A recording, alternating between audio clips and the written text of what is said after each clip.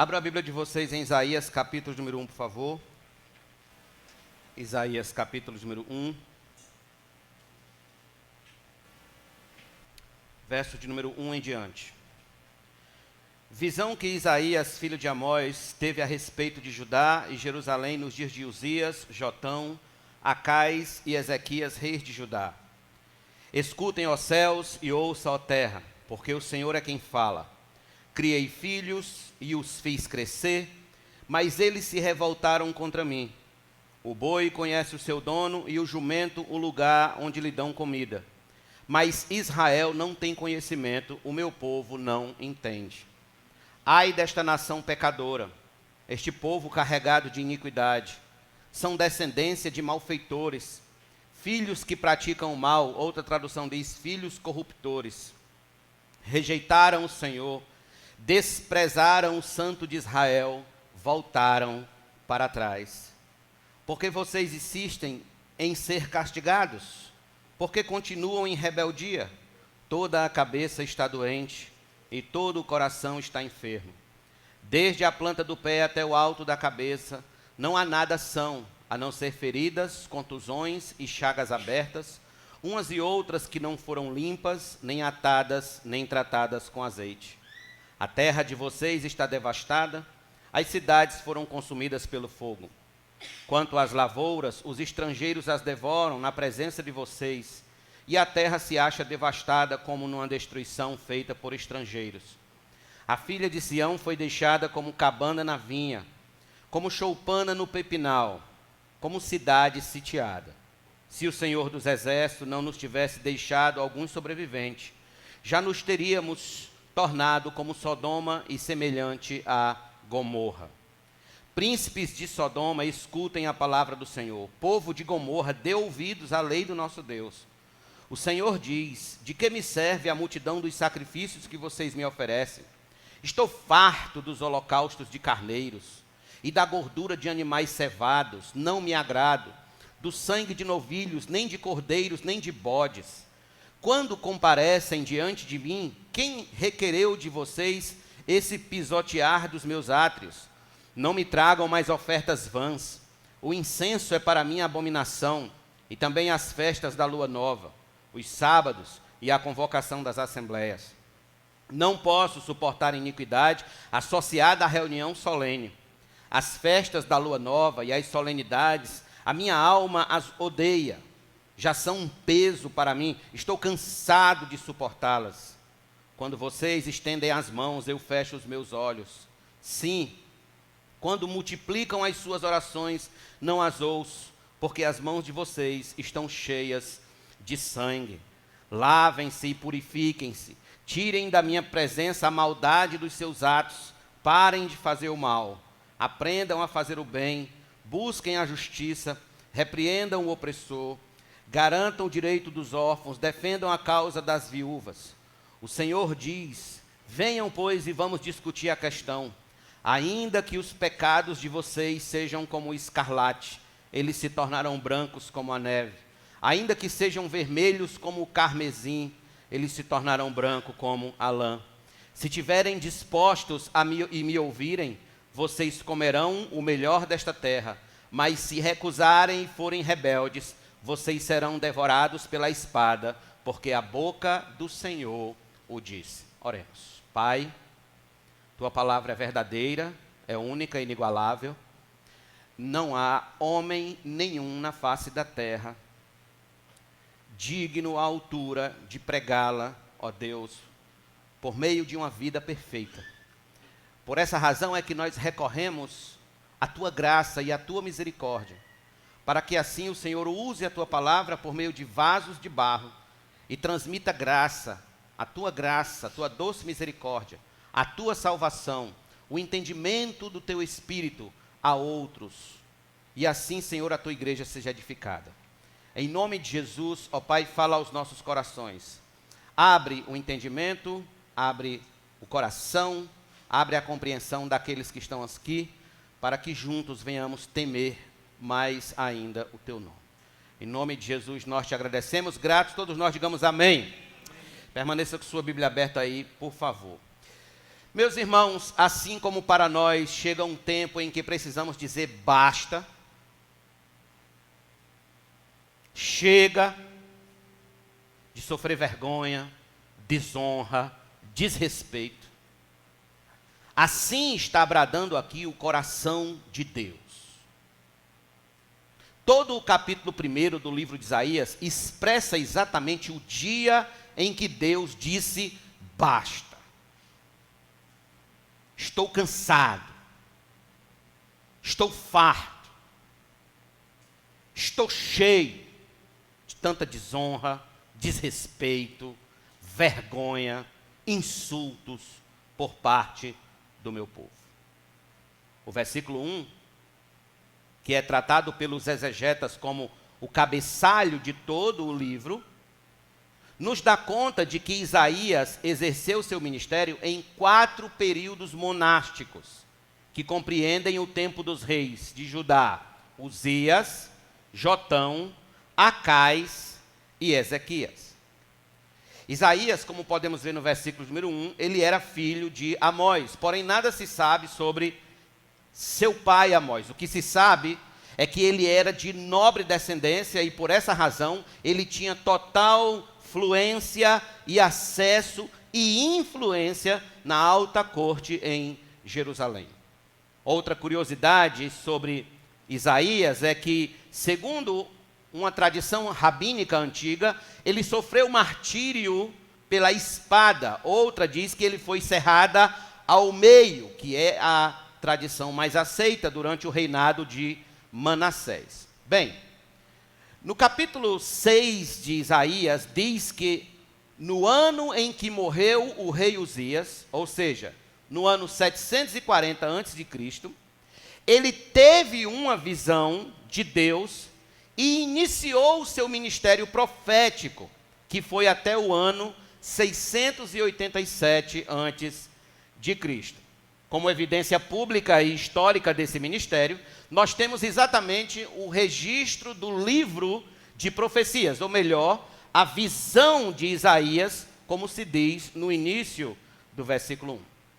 Em 1947, arqueólogos acharam o livro de Isaías entre os famosos rolos do Mar Morto nas cavernas de Qumran, confirmando assim a sua validade histórica e afirmando ser uma grande descoberta no século XX.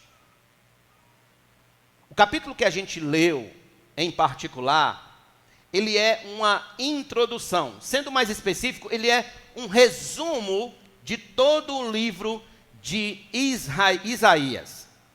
E o tema desenvolvido em todo o livro de Isaías é a redenção do povo de Deus, ou a necessidade de redenção espiritual do povo de Deus. Isaías não estava anunciando redenção porque era seu esporte predileto. Ele não estava falando da necessidade que o povo tinha de ser redimido, resgatado, salvo, porque era a sua alegria comum. Não. Mas sim porque eles precisavam da redenção de Deus com bastante urgência.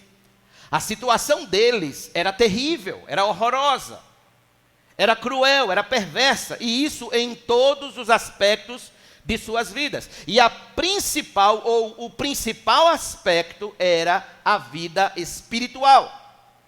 O carro-chefe, onde eles estavam em pior condições, era exatamente a vida espiritual, que por estar como estava, os levou a viver na pior e mais miserável das condições de vida que uma nação podia viver.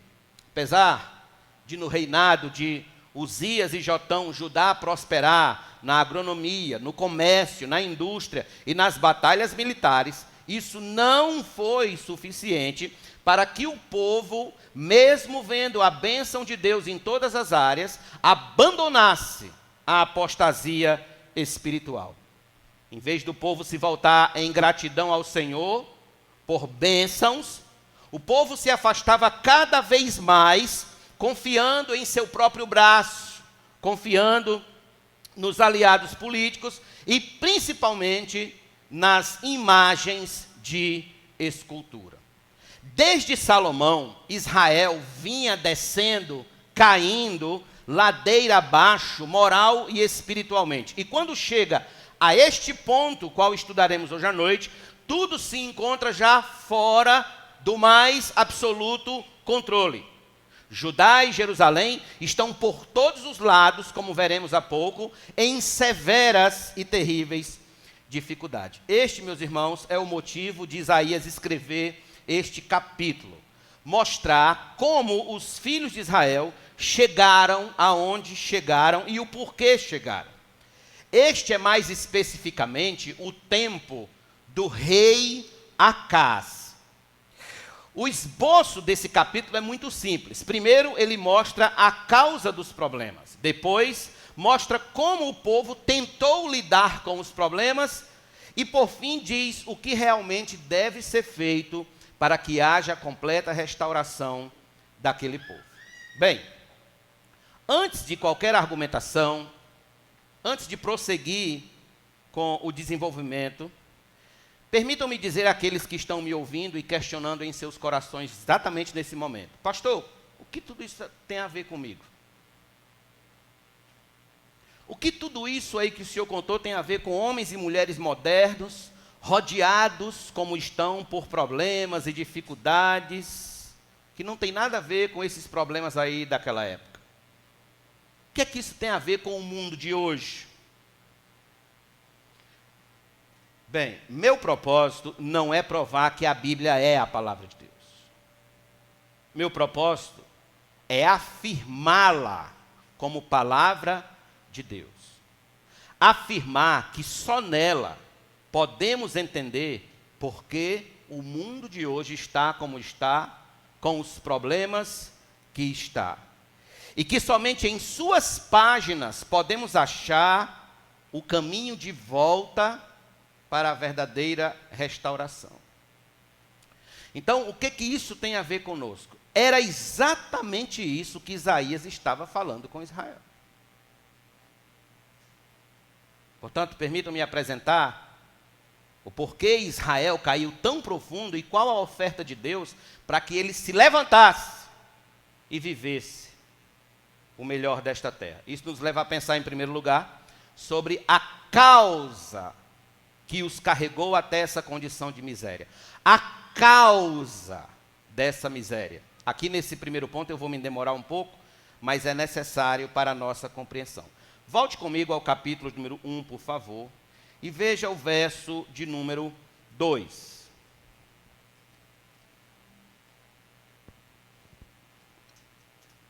Escutem, ó céus, e ouça, ó terra, porque o Senhor é quem fala. Criei filhos e os fiz crescer, mas eles se revoltaram contra mim. A Almeida Corrigida Fiel traz uma tradução melhor. Ao invés de se revoltaram, se rebelaram contra mim. Perceba, a causa dos males dos filhos de Judá é o pecado. E esse pecado se expressa numa atitude errada para com Deus.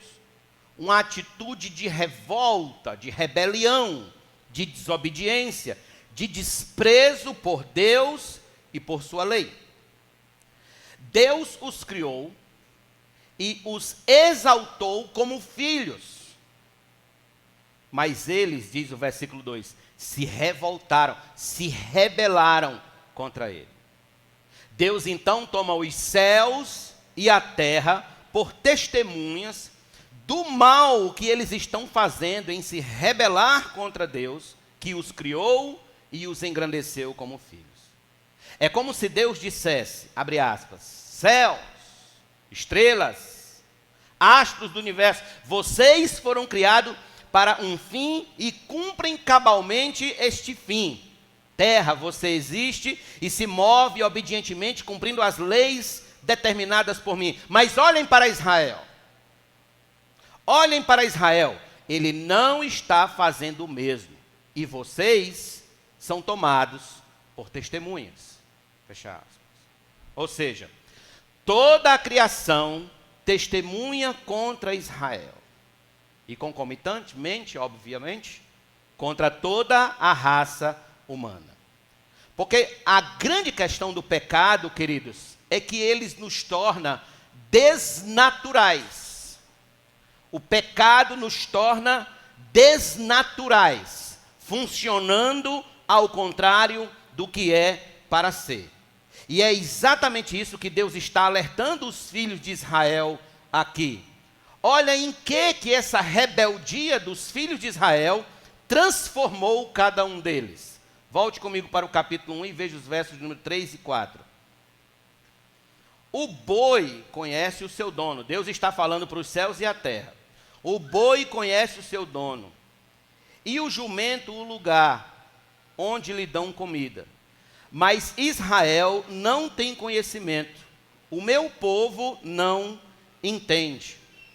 Em Jeremias, capítulo número 8, versículo 7, está escrito o seguinte: até a cegonha no céu conhece as suas estações, e a rolinha, a andorinha e o grou observam no tempo da sua migração, mas o meu povo não conhece o juízo do Senhor. Juízo, quando Jeremias fala a palavra juízo, ele quer dizer a vontade de Deus, a lei de Deus, a palavra de Deus. Note, o pecado nos rouba toda a ideia de necessidade espiritual centrada em Deus e nos torna em seres mais estúpidos do que o boi e o jumento.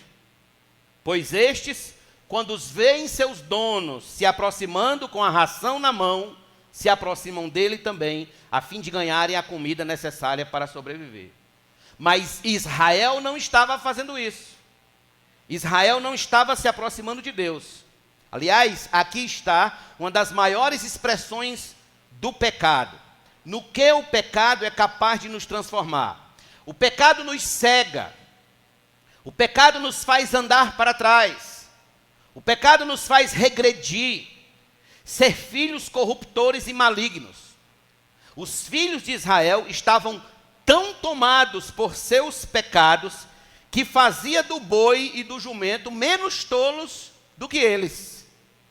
O boi e o jumento estavam ensinando sabedoria aos filhos de Israel. Agora veja, o homem moderno, cada um de nós, todos temos um instinto espiritual que precisa ser saciado. E só Deus, o Deus da Bíblia Sagrada, pode saciar-nos, pode alimentar a nossa alma. Todavia, ao invés de nos achegar a Ele, temos nos afastado.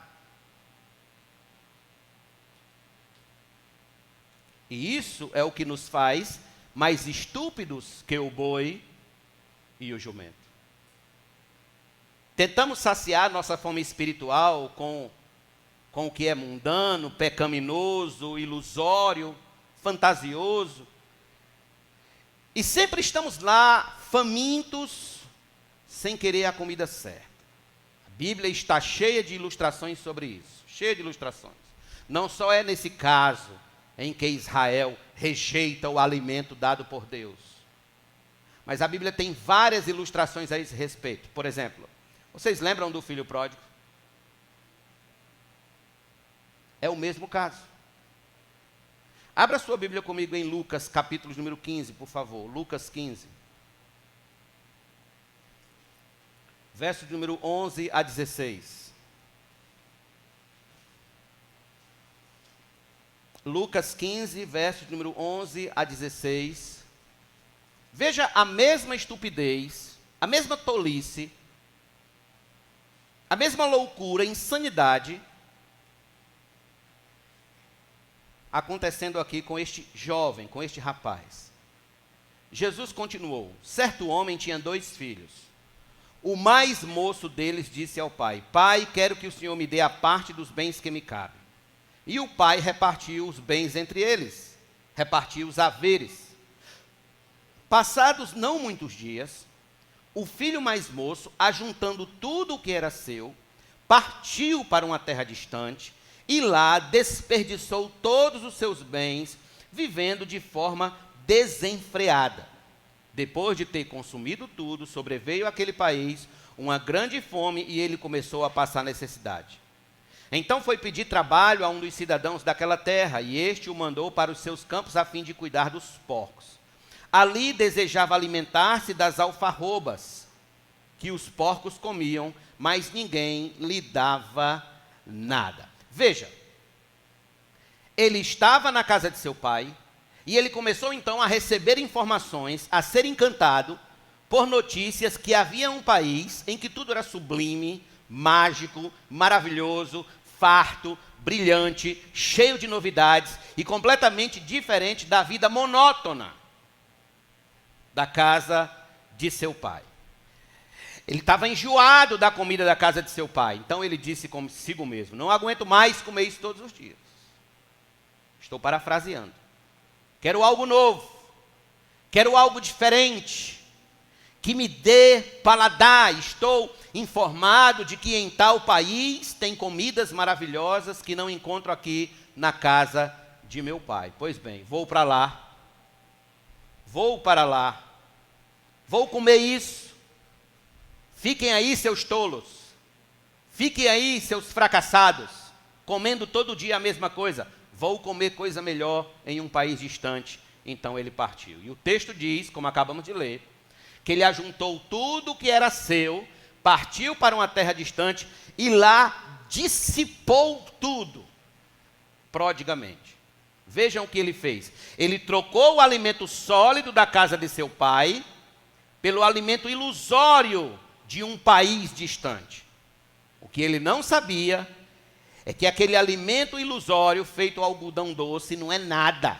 É doce, é brilhante, é agradável aos olhos, mas não sustenta. E o seu fim foi comendo comida de porcos. Perceba, este exemplo serve para mostrar como a gente age espiritualmente com Deus. Ele tem exatamente o que a gente precisa. Deus tem o que pode nos sustentar. Deus tem o que pode nos dar vida e vida em abundância. Mas a gente teima em se alimentar de fantasias e ilusões. Por alguns instantes do dia, o boi e o jumento são mais racionais do que os filhos de Israel e que o homem moderno. Porque eles conhecem o seu dono quando este se aproxima com a comida nas mãos. Mas Israel não tem conhecimento, não entende, não pensa, não raciocina sobre Deus e sobre a vontade de Deus para eles. Final do versículo 3 do capítulo 1, o texto diz assim: mas Israel não tem conhecimento, o meu povo não entende. Aliás, essa é uma das marcas do homem pós-moderno. Ele acha que tem conhecimento, ele acha que entende de tudo, ele acha que tem o controle da vida e da existência em suas mãos, quando na verdade ele não tem absolutamente nada.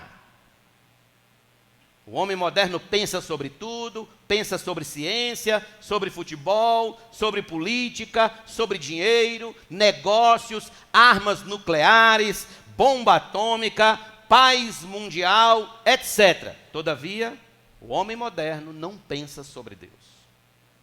Não tem conhecimento de Deus. Não raciocina sobre Deus. Deus é um assunto irrelevante na vida moderna. Deus é um assunto irrelevante para o jovem moderno, para a mulher moderna, para o homem moderno, para o cidadão moderno. Os homens modernos acreditam que se você quer ser um pensador, se você quer ser alguém culto, racional, intelectual, alguém de classe elevada, você não deve pensar em Deus. Você não deve, porque isto cria viés, dizem eles, cria viés. Esses dias eu vi um vídeo daquele astrônomo brasileiro, muito conhecido, Serjão, se não me falha a memória o nome dele, Serjão, dizendo que se você quer falar com propriedade sobre a idade da Terra, eles estavam discutindo se a Terra tem 6.000 anos ou se a Terra tem não sei quantos bilhões de anos. Então eles estavam discutindo sobre a idade da Terra. E ele disse o seguinte: Se você quer discutir sobre a idade da Terra, você precisa deixar a religião de fora. A crença de fora. Senão você fará uma ciência enviesada. Será? Porque, na verdade, é assim que o mundo acredita mesmo. Para o mundo, Deus tem que ficar de fora. Para o mundo, Deus tem que ficar de fora dos negócios, dos estudos, do casamento, do namoro, da profissão. Deus tem que ficar de fora da política. Deus tem que ficar de fora do judiciário. Deus tem que ficar de fora da filosofia. Deus tem que ficar de fora da ciência. Deus tem que ficar de fora da educação na escola. Deus tem que ficar de fora da criação de filhos. Deus tem que ficar de fora dos investimentos financeiros. Porque desde o iluminismo francês, do século 17, 18, ali onde ele teve mais efervescência, criou-se a ideia de que Deus é um assunto e o resto da vida é outro. De que Deus e o restante da vida não se mistura. Deus e ciência não se mistura. Deus e filosofia não se mistura, porque é uma questão de fé. E fé, segundo eles, é uma questão subjetiva, é uma questão particular, é coisa só sua, que ninguém tem o direito de dizer como e quando se resolve alguma coisa aí. Não, fé é uma questão particular.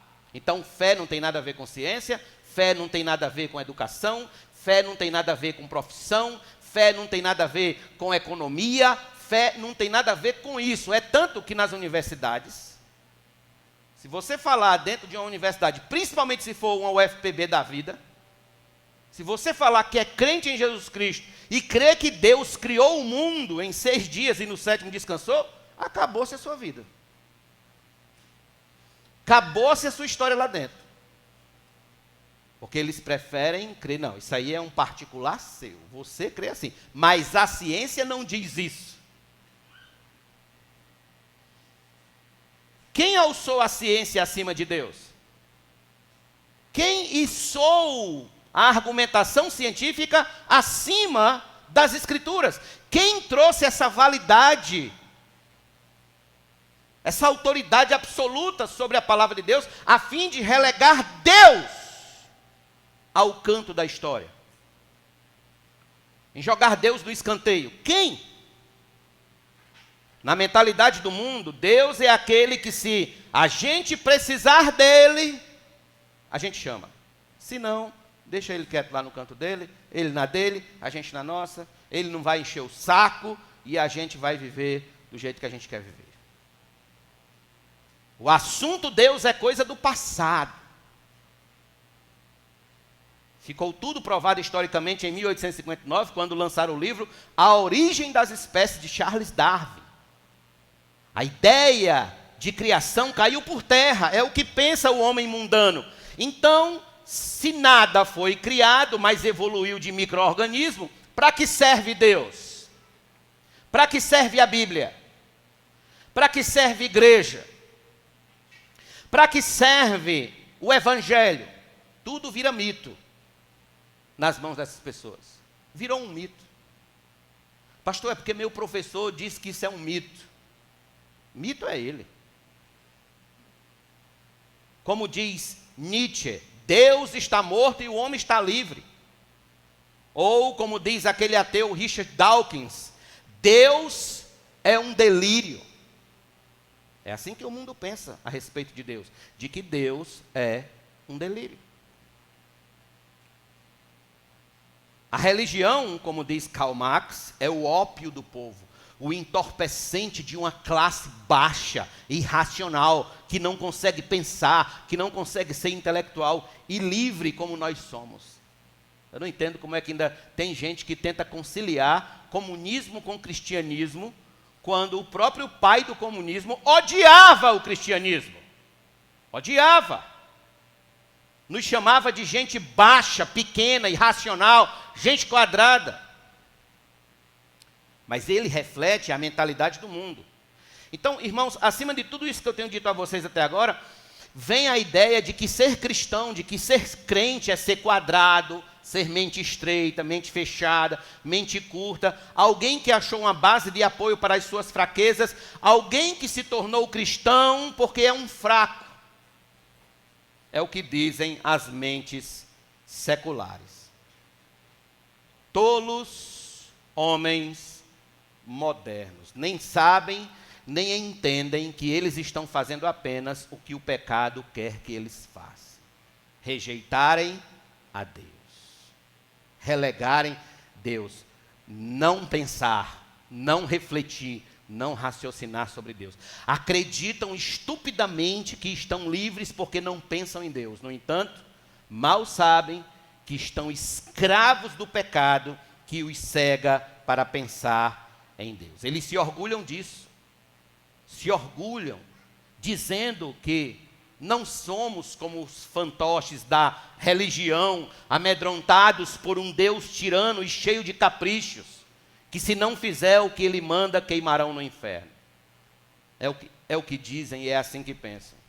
Todavia, grande estupidez desses falsos intelectuais, eles queimarão eternidade adentro no inferno do mesmo jeito. Pensando que estão livres quando estão escravos, são ignorantes, irracionais, dementes espirituais. Como disse o texto, mais estúpidos que o boi e o jumento. O boi e o jumento conhecem o seu dono, mas a raça humana não conhece seu Criador.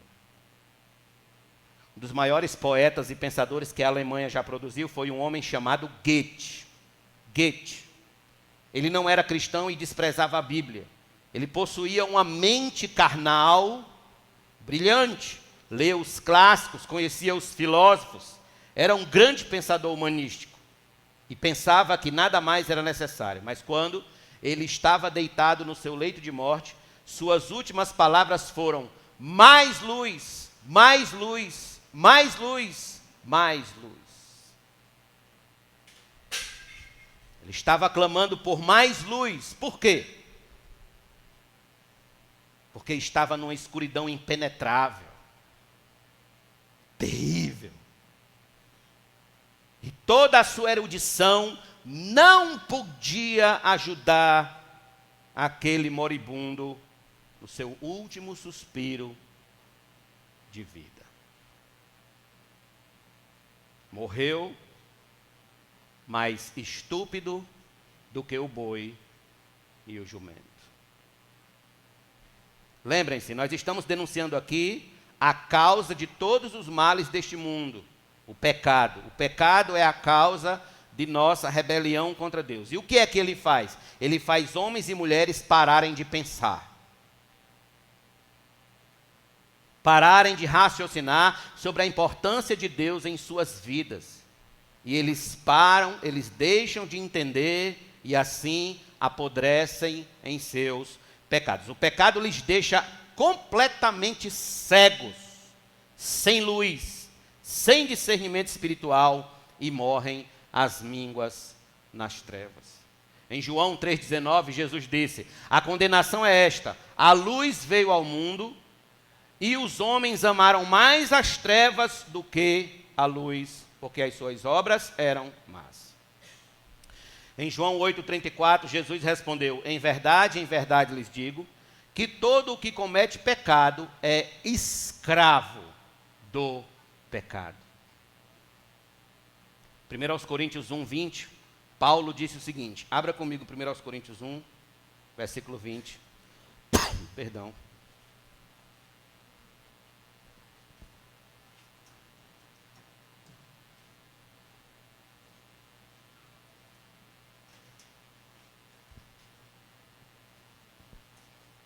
Onde está o sábio? Onde está o escriba? O escriba era o que escrevia as cartas, era o que escrevia os livros, era o escritor, os que escrevia os textos. E era caro naquela época você pagar um escriba. Você ser um escriba era ser alguém muito importante. Onde está o questionador deste mundo? Não é fato que Deus tornou louca a sabedoria deste mundo? Para Deus, toda a sabedoria de Sócrates, Platão, Aristóteles, Arquimedes, Freud, Carl Jung e tantos outros filósofos, psicólogos, sociólogos, historiadores, é uma sabedoria louca. É assim que é carimbada no céu a sabedoria desses homens, como louca. Porque o pecado, com seu poder de ludibriar a mente, faz os homens ver beleza nas trevas, ao ponto de amá-las, pervertendo toda a ideia de luz, fazendo com que odeiem a luz. Então, o pecado, ele não só cega, mas também perverte o bem. Perverte o que é bom. Deus está convocando o povo a pensar, a raciocinar, a refletir, porque eles chegaram àquela situação. Analisem a causa do fracasso de vocês, diz Deus. Analisem e entendam que o problema é que vocês quebraram a aliança comigo, estão vivendo fora da minha vontade, em pecado, são ovelhas fora do aprisco. Esta é a mensagem de Deus para Israel. Vocês são ovelhas fora do aprisco. E esta é a mensagem para o homem moderno, que a relação, a comunhão com ele está quebrada, que Deus é o Senhor sobre sua vida, seus negócios, sua família, seu dinheiro, sua vontade, sua mente, seu coração, se você estiver em comunhão com ele, em perfeita comunhão com ele. Quando um homem não está em comunhão com Deus, isso o torna mais estúpido do que o boi e o jumento. Eu não sei se foi por isso que Luiz Gonzaga cantou que o jumento é nosso irmão. Eu não sei se foi por isso, mas eu diria que neste caso o jumento é nosso professor, é mais que nosso irmão, é nosso mestre, porque ele conhece o seu dono. Mas a gente tem a mania feia, terrível, de desprezar o nosso Criador. Isso nos leva a pensar, em segundo lugar, sobre o porquê Israel está sofrendo as consequências de teimar em viver numa atitude errada para com Deus. A gente viu as causas, ou a causa, que é o pecado, e agora a gente vai ver as consequências dessa teimosia. Quais são essas consequências? Volte comigo, por favor, Isaías capítulo 1 e veja do verso de número 5 ao 8. Verso 4. Ai desta nação pecadora, deste povo carregado de iniquidade. Esse ai aqui é juízo. São descendência de malfeitores, filhos que praticam o mal. Rejeitaram o Senhor, desprezaram o Santo de Israel, voltaram atrás. Por que vocês insistem em ser castigados? Por que continuam em rebeldia? Toda a cabeça está doente, todo o coração está enfermo. Desde a planta do pé até o alto da cabeça não há nada são, a não ser feridas, contusões e chagas abertas, umas e outras que não foram limpas, nem atadas, nem tratadas com azeite. A terra de vocês está devastada, as cidades foram consumidas pelo fogo. Quanto às lavouras, os estrangeiros as devoram na presença de vocês, e a terra se acha devastada como numa destruição feita por estrangeiros. A filha de Sião foi deixada como cabana na vinha, como choupana no pepinal, como cidade sitiada. Se o Senhor dos Exércitos não nos tivesse deixado alguns sobreviventes, já nos teríamos tornado como Sodoma e semelhantes a Gomorra. Teríamos sido totalmente destruídos. Observe. Segundo alguns estudiosos, este quadro é das condições em que se seguiram a guerra Ciro-Fenícia. Quando o rei Peca destruiu o exército de Acais, os edomitas e filisteus invadiram Judá, e um exército sírio-efraimita ameaçava Jerusalém. Por isso que ele diz, a filha de Sião, versículo 8, foi deixada como cabana na vinha, ou seja, Jerusalém estava sitiada, estava sozinha, estava abandonada lá sozinha, sitiada. Mas venha comigo rapidinho, por favor, ao segundo livro de Crônicas, capítulo número 28. E mais uma vez, note a razão, a causa dessas consequências terríveis. Versículos número 19, depois do 22 ao 25. Por que o Senhor humilhou Judá? Lembre que Isaías era profeta no Reino do Sul, era profeta em Judá. Verso 19, 28, verso 19. Por que o Senhor humilhou Judá por causa do rei Acais? Porque este havia permitido que Judá caísse em imoralidade e foi completamente infiel ao Senhor. Aí no verso 22 diz: no tempo da sua angústia, no tempo que Acais estava em angústia, foi ainda mais infiel ao Senhor. Ele mesmo, o rei Acais. Eu acho interessante essas particularidades da Bíblia, quando eles querem enfatizar. Ele mesmo, o rei Acais, ofereceu sacrifícios aos deuses de Damasco, que o derrotaram, pois pensava, visto que os deuses dos reis da Síria os ajudam, eu lhes oferecerei sacrifícios para que ajudem a mim também.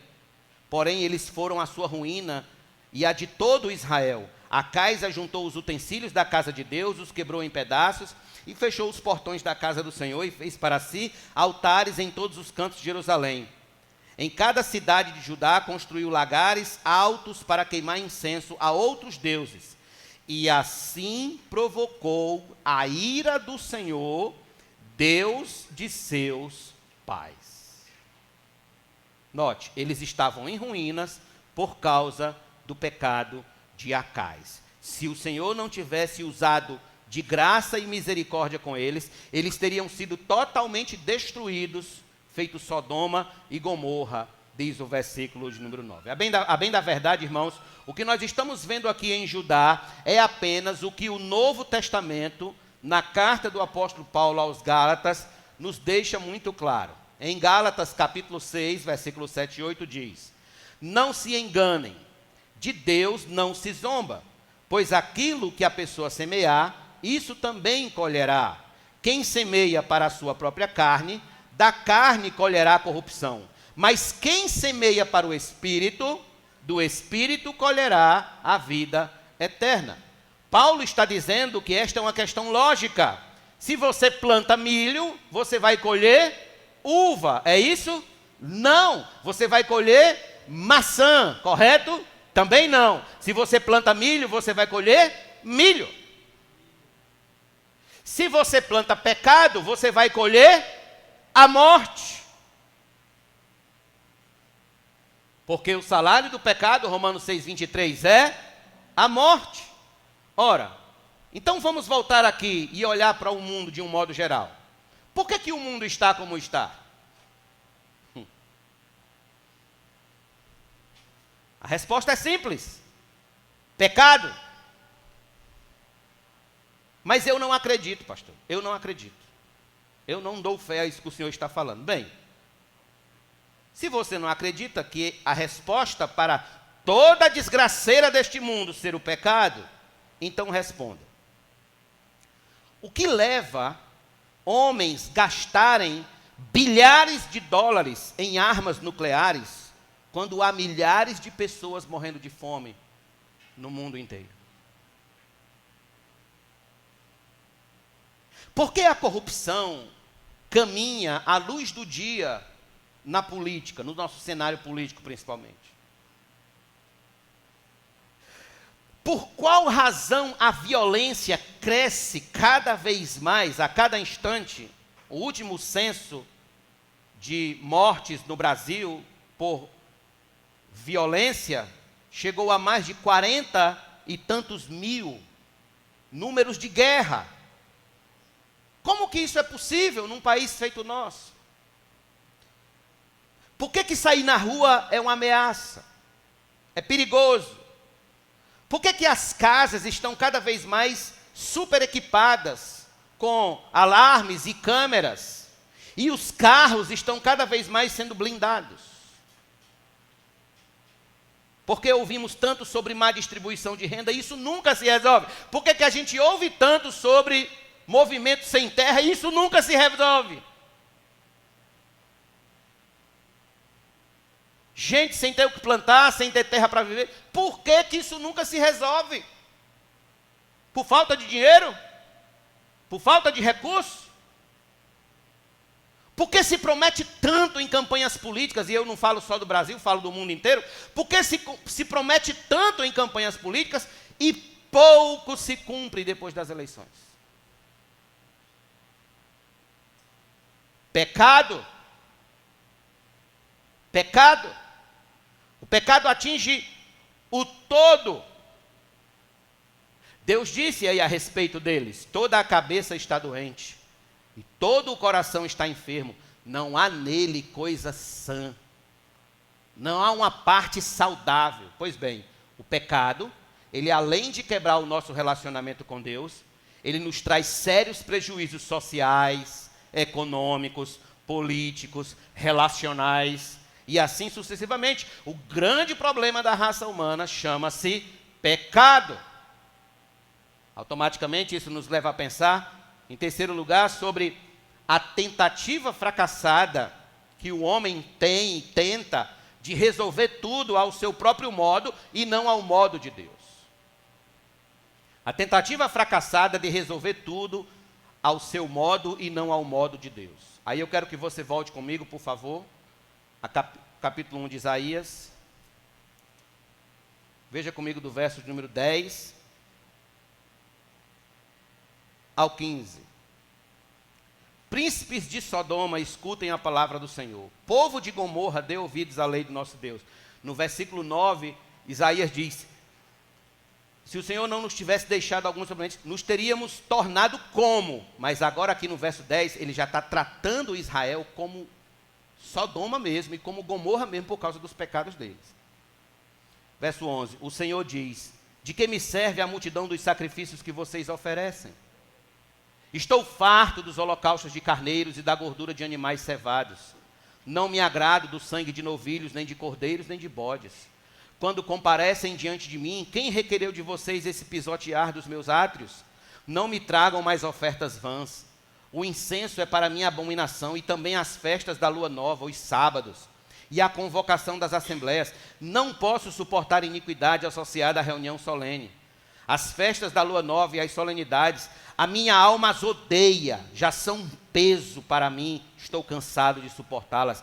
Quando vocês estendem as mãos, eu fecho os meus olhos. Sim, quando multiplicam as suas orações, não as ouço, porque as mãos de vocês estão cheias de sangue. Note, até que eles ainda tinham uma noção de religião, de espiritualidade.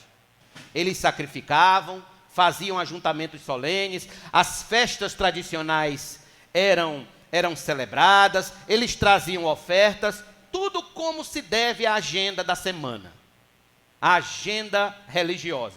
Mas notem, a palavra de Deus para eles é negativa. Deus reprova que eles têm tentado resolver tudo ao modo deles, misturando pecado e sacrifício, pecado, iniquidade e ofertas, festas e orações com mãos sujas, cheias de sangue inocente. Deus se volta para eles e diz: chega! Basta! Já não posso suportar mais, acabou! Estou farto das iniquidades de vocês, estou cansado de sofrer isso. Não suporto mais ajuntamento solene, como se nada tivesse acontecendo, como se tudo estivesse bem quando não está. Ou seja, tudo de fachada o tempo todo. Eles vinham, cumpriam o ritual religioso e voltavam para seus pecados sem o menor traço de arrependimento, de peso de consciência. Entraram no piloto automático da religião e estava tudo certo para eles. Isso era cruel com Deus, irmãos. Isso era cruel com Deus. Eles acreditavam que cumprindo os sacrifícios e tudo mais que Deus exigia como culto era o suficiente. Bem, gente, vamos fazer isso e vamos fazer aquilo, e Deus não vai mexer com a gente e a gente pode fazer o que quiser. Era assim que eles pensavam. E eu fico a pensar se essa não é a mesma atitude mental que a gente tem hoje em dia. De achar que porque vem na quarta, vem no sábado, vem no domingo, cumprindo a agenda da igreja, que está tudo bem com Deus. que está tudo certo. Deus não se importa com as minhas cervejinhas escondidas, Deus não se importa com o meu cigarrinho às escondidas, Deus não se importa com o meu pornozinho às escondidas. Deus não se importa, eu estou cumprindo a agenda certinha da religião. Eu estou cumprindo a agenda certinha, eu estou indo toda semana tudo certinho, do jeito que o pastor fala, do jeito que os irmãos querem. Israel estava completamente fora do estilo de vida que Deus propusera para eles. Os 10 mandamentos, por exemplo, eram desprezados entre eles. Eles não tinham o menor respeito pelos 10 mandamentos. A espiritualidade deles não envolvia mais o coração, a sede das afeições. Tudo se tornou muito mecânico. Muito mecânico, sem alegria ou qualquer empolgação por Deus, sem arrependimento, sem lágrimas. Tudo está indo super bem, é o que eles pensavam, tudo está bem. Mas Deus acabara de dizer no versículo de número 5, por que vocês insistem em ser castigados? Em outras palavras, vocês estão sofrendo, não está tudo bem. Olhem para vocês e vejam como vocês estão, tudo porque querem andar sozinhos, viverem do modo de vocês, não dá, vocês não vão conseguir. Ouça isso, jovem, senhor, senhora, casado, solteiro, idoso, todos que estão aqui, você não conseguirá andar sozinho, sem Deus, por muito tempo.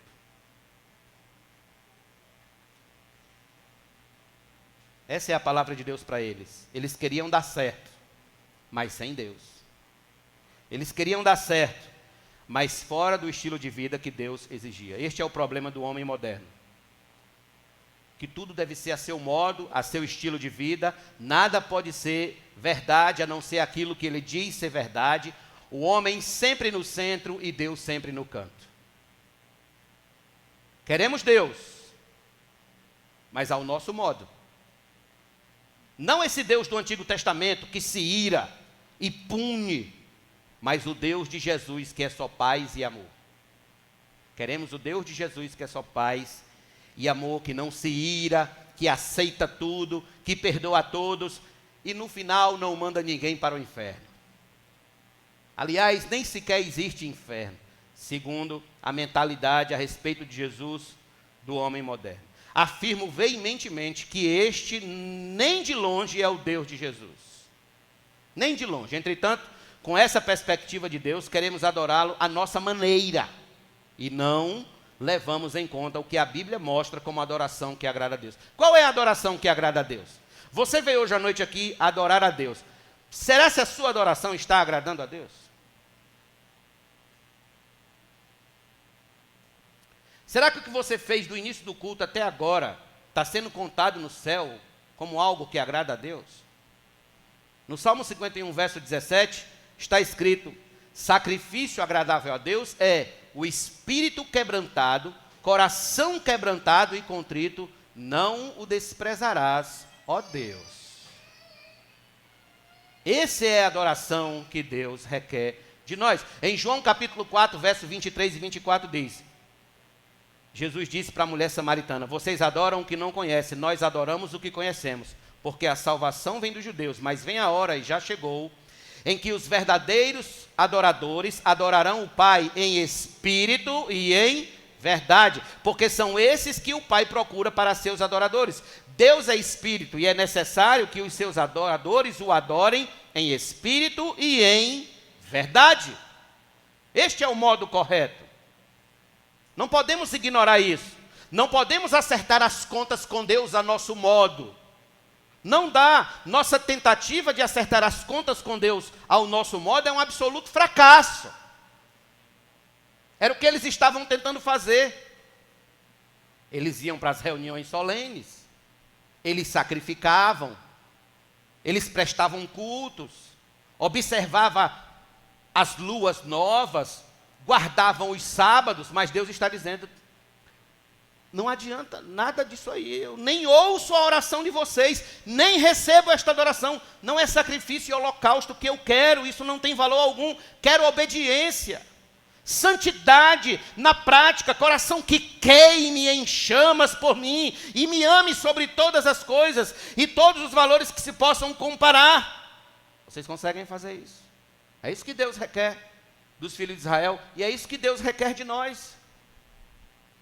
A triste notícia é que não conseguiremos por nós mesmos nos reconciliar com Deus se Deus não nos ajudar. A ideia de construir uma torre de Babel para chegar a Deus sempre termina em confusão. E é aqui onde repousa a grande nobreza e glória do cristianismo. Onde é que está a grande nobreza e glória do cristianismo? É que no cristianismo a gente não tem o homem em busca de Deus. No cristianismo nós temos Deus em busca do homem. Aquilo que o homem não pode fazer, Deus faz segundo a sua misericórdia. Isso nos leva a pensar, em quarto lugar, sobre o que Deus faz para trazer o homem a um relacionamento correto consigo. O que é que Deus faz? Deus faz isso aqui. Volte a Isaías capítulo 1, verso 16 a 18. Diz assim: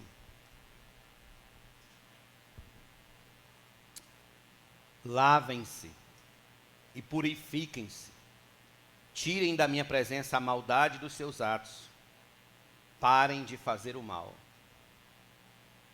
aprendam a fazer o bem, busquem a justiça, repreendam o opressor, garantam o direito dos órfãos, defendam a causa das viúvas. O Senhor diz: venham, pois, e vamos discutir a questão. Ainda que os pecados de vocês sejam como o escarlate, eles se tornarão brancos como a neve. Ainda que sejam vermelhos como o carmesim, eles se tornarão brancos como a lã.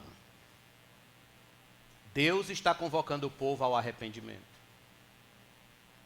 Está lhes mostrando um caminho melhor, superior, sem as dores e a miséria do pecado, um caminho ladeado de misericórdia e graça. Deus os convida à pureza, à santidade, sem a sujeira do pecado em seus atos.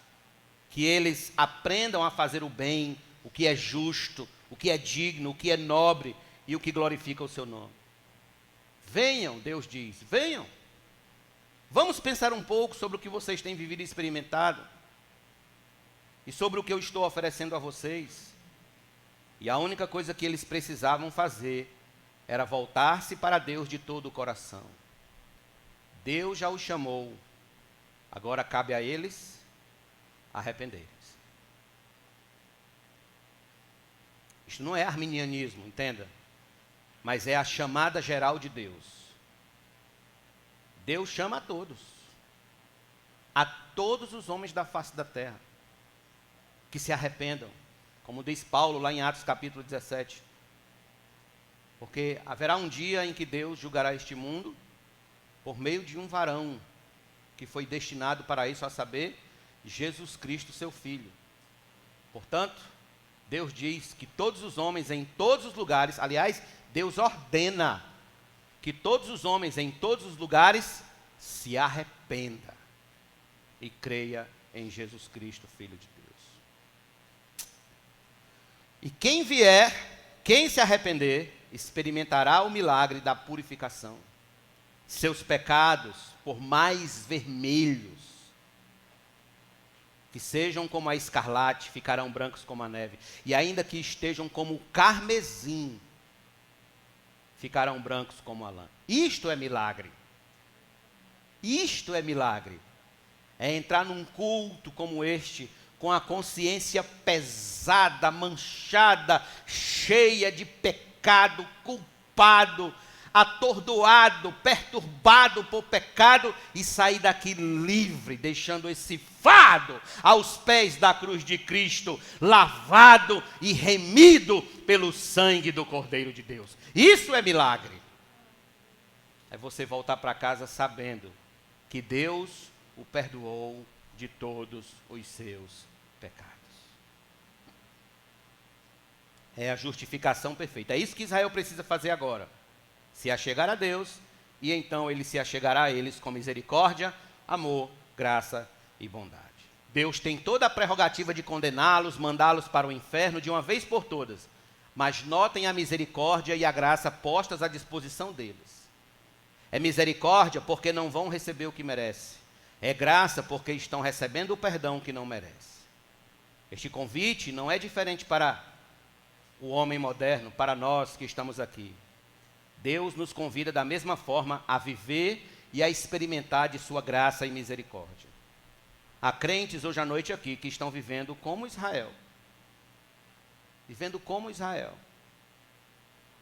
Precisando consertar-se urgentemente com o Senhor. Consertar a vida prática de santidade, de obediência, de uma adoração real, verdadeira e genuína.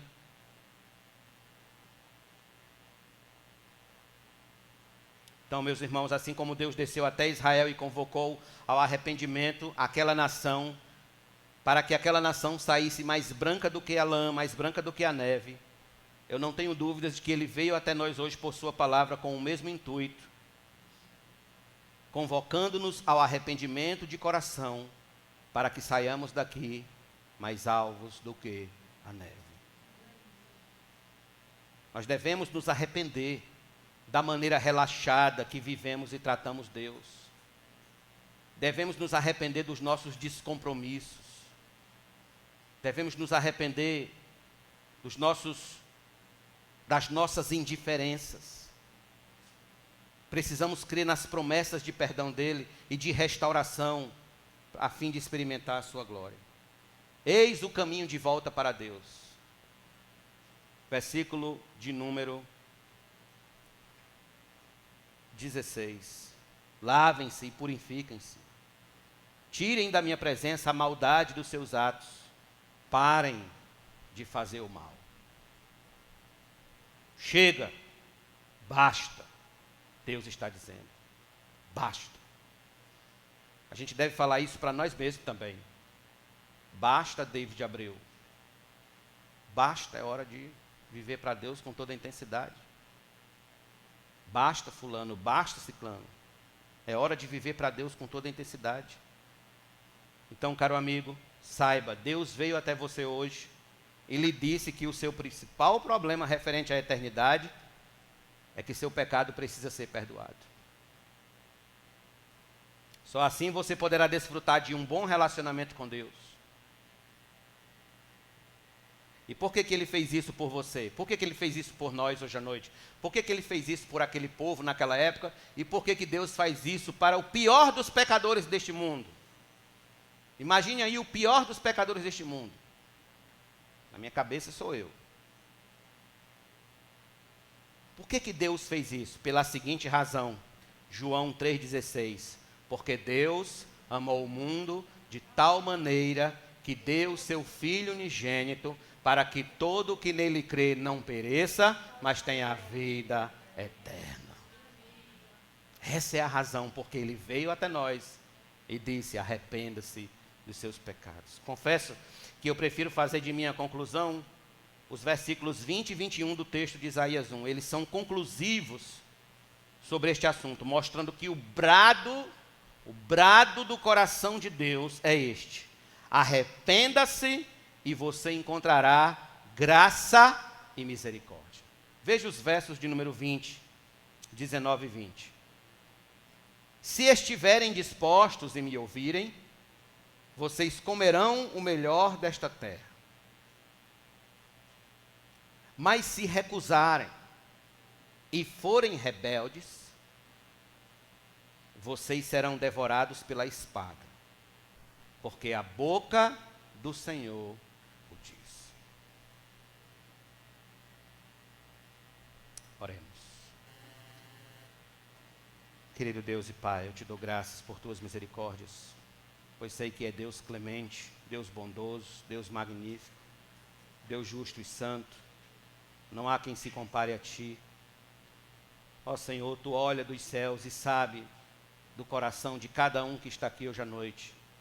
Tu sabe do que precisamos nos arrepender, dos pecados que, Senhor, entristeceram a Ti e nos fazem corar de vergonha diante da Tua presença. Perdoa-nos, ó Senhor. Perdoa-nos. Tem piedade de nós, tem misericórdia de nós. Vimos pela Tua palavra que Tu diz basta. para esse estilo de vida que não glorifica o teu nome. Que tu diz basta para esse estilo de vida que não está comprometido com todo o coração diante da tua face. Ó Deus, como é fácil vivermos como os ímpios.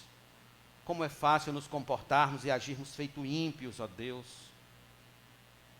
Todavia, nós precisamos da tua graça e da tua misericórdia, de ser lavado no sangue do teu Filho, exatamente para não morrermos como ímpios, não sofrermos os castigos eternos que os ímpios sofrerão, os impenitentes sofrerão, aqueles que não se arrependem dos seus pecados sofrerão.